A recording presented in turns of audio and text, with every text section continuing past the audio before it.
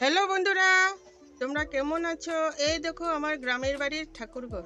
আমি যখনই গ্রামে আসি তখনই আমি ঠাকুর দিই। আজ আমরা গ্রামের বাড়িতে কিছু বানাবো জিনিস, সেটা তোমাদের দেখাবো। আর এটা হলো, আজ আমার দেওরে মাংস এনেছিল বাড়িতে। মাংস এনে বলেছে, বলছে তুমি মাংসটা বানাও আর মাছ বানাও। তার জন্য সব এলোমেলো করে আমি বানাচ্ছি আমাদের কিচেনে, আমাদের বড়সড় কিচেনে আমি বানাচ্ছি। আর মা সব রেডি করে দিয়েছে।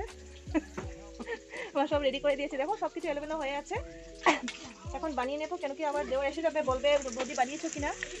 তার জন্য শর্টকাটে যেটা পারছি করছি। মিক্সারটা আনা হয়নি, আর তার জন্য গুঁড়িয়ে মাংস বানিয়ে নেবো।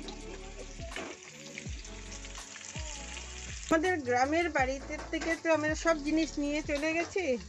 অল্প স্বল্প আছে, আমরা মাঝে মধ্যে এসে এটা দিয়ে আমরা করি, রান্না টান্না করি। কিন্তু বাসনপত্র কিছুই নেই, কী রান্না করব, কিসে রাখবো, এটি একটা ঝামেলা হয়ে যায় এখানে আসলে পরে।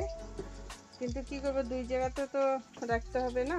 আর আসা হয় একদিন দুই দিনের জন্য, তার জন্য মানে কি এরকম কিছু রাখা হয়নি। এই ঘরে একটা বিছানা আছে, এই রুমে একটা বিছানা আছে, এরকমই।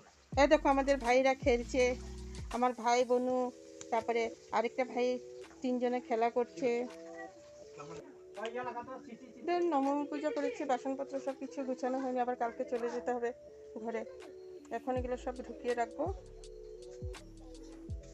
দেখো কিরকম ঘর, কিরকম বড় ঘর রেখে আমরা টাউনে যেতে হয়েছে, কারণ ছেলেটা টিউশনে করে, টিউশন থেকে আস্তে আস্তে রাতের 11টা বেজে যায়। তার জন্য আমরা ওইখানে যাওয়া।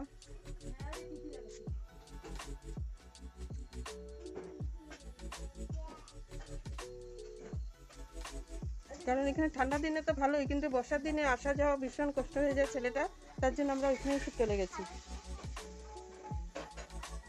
এই দেখো খেলছে, এই দেখো আমার দুই নাতি আর নাতনি এখানে খেলছে বসে বসে নিচে। হাই করো তোমরা, হাই করো, হাই করো ভাই, হাই করো, হাই করো, হাই করো, শাইন হাই করো, দাদা হাই করো।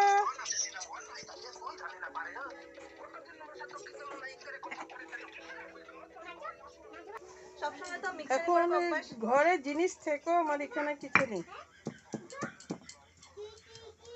শিলপাটাটা এখানে রেখেছি, মাঝে মধ্যে আসতে হয়, এটা পিসতে হয়, তার জন্য।